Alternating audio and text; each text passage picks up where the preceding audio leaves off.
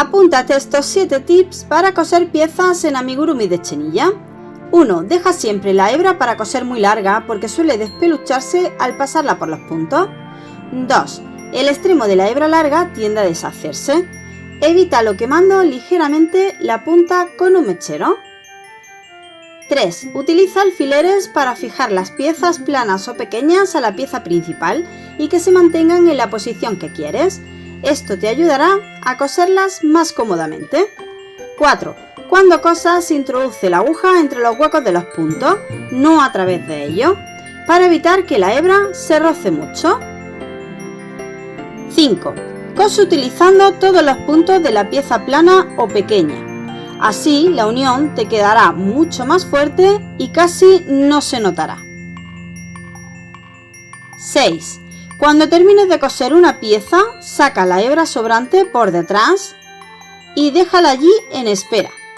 Al terminar de coser tu siguiente pieza, haz lo mismo con tu hebra sobrante, sacándola por el mismo punto donde dejaste la anterior en espera. Haz un doble nudo con las dos hebras para asegurarlas bien y corta los extremos dejando un poco de ellos para quemar luego la punta con un mechero.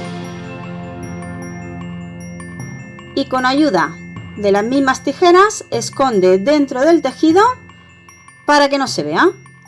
Y así habrás rematado las hebras de manera segura.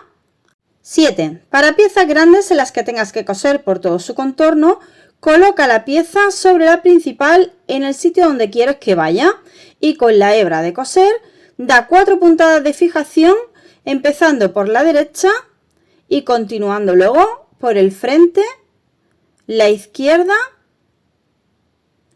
y por último detrás.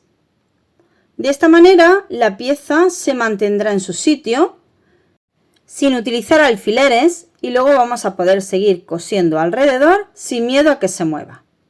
¿Qué te han parecido estos tips de costura? Guárdalos y comparte.